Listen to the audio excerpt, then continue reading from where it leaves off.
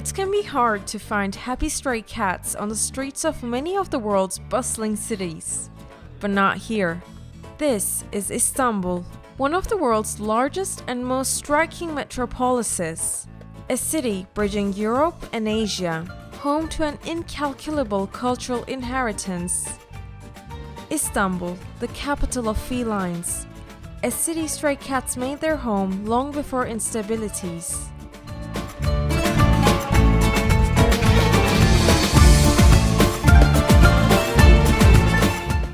Following their furry footsteps, it's truly hard to imagine an Istanbul without these charming fellows. But how did they end up here? Where are they from actually?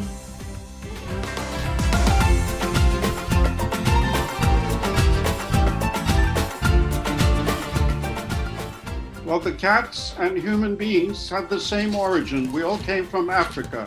It was from Egypt, actually, where cats were first domesticated, as far as we know, that they spread throughout the Middle East onto Europe and the rest of the world, just as the human beings about 100,000 years ago.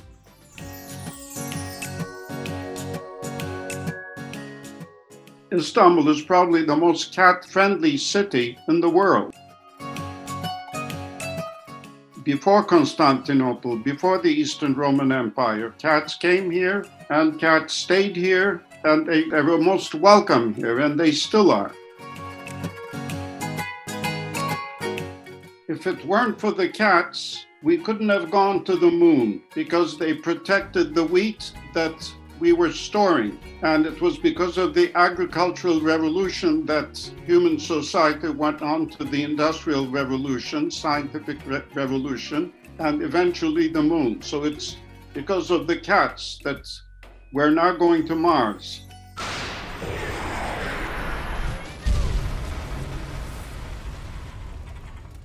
As Istanbul's human paths, roads and rail lines branch and spread, felines too leave a larger footprint all over the city. In the end, they're city cats, aren't they?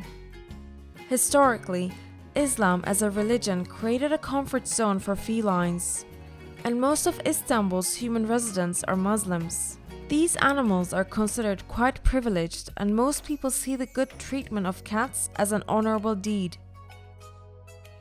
İslam medeniyeti merhamet medeniyetidir. Diğer canlıların yaşama hakkına ve yaşam alanlarına saygı göstermek ve bu alandaki ortak çevremizde karşılıklı dengeyi korumamız gerektiğini zaten İslam'dan öğreniyoruz. Even though Istanbul offers the kitties a suitable environment, things aren't always easy. Some of them face difficulties. But there are always guardian angels waiting in the wings. 24 kedim var. İkinci bir ev tuttum. Kiraladım onlara. Çünkü 24'ün birden bir arada tutmak hem zordu hem yeterince yerim yoktu. İstanbul'un sokak kedilerinden kurtarılmış kediler bunlar. Ve hakikaten İstanbul'da kedi sevenler çok olmasına rağmen her yerinde değil ama maalesef çok semtte bu kedilere bakmak bir yana, bu kedilere zarar veren insanlar da çok var. İşte ayağını kesenler, kuyruğunu kesenler, işte üstüne sıcak su atanlar, orada olmasın diye veterinerlere gidip sizde uygun bir zehir var mı, ben bahçedekileri zehirlemek istiyorum, kurtulamıyorum diyenler var. İstanbul kediler için bir cennet. Yabancılar çok seviyorlar. Gördükleri her yerde çekiyorlar fotoğraflarını. Onların alışık olmadığı görüntüler bunlar. Ama bir yandan da görmedikleri böyle bir yüzü de var maalesef İstanbul'da yaşamanın kedi olarak. Ben yaşadığımız çevrenin sadece bizim değil hayvanların da doğal yaşam alanları olduğuna gönülden inanıyorum. Belli noktalarda bu doğrultuda düzenli besleme, bakım, barınma ve tedavi ihtiyaçlarıyla ilgileniyorum. This is Istanbul's famed Fatih district, an old neighborhood on the historical peninsula. Felines don't have the luxury of being delicate flowers here. They're clearly tough guys. Very different from the cats of Ortaköy Mosque one of the most beautiful symbolic monuments of the city, where kitties slumber to the whispering of nearby waters. The softening effect of the melody of the Bosphorus and pampered treatment can be seen on their satisfied faces.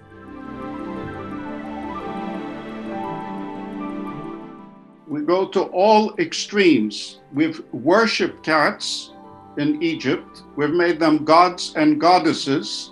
We've massacred cats 1,000 years later with Christianity in Rome, thinking that the cats are the devil, and the cat, as a result, has suffered. And if I were a cat, I'd be very confused.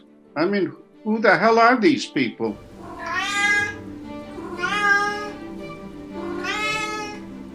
When Pope Gregory in the 13th century came out with an edict, with a bull, against the cats, that they represented Satan, that brought about an invitation to the bubonic plague, to the Black Death, because cats were massacred, because they were killed on sight. The rats that brought the Black Death to Europe had a field day.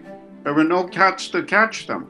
So in many ways, the Catholic Church is responsible for the spread of the Black Death. If they had not killed the cats, a third of the population of Europe perished.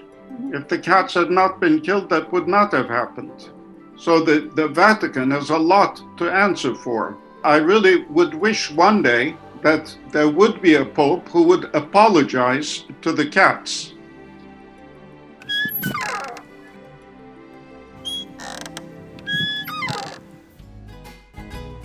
With a sizable population of cats living on the streets, some managed to attract a global following. Some of them had their photos taken with world leaders, and others become social media influencers. In the end, for these felines, the sky's the limit. And when all the stories have been told and the sun sinks below the horizon, the cats of Istanbul, the oldest owners of this gorgeous city, still carry the torch of this age-old civilization.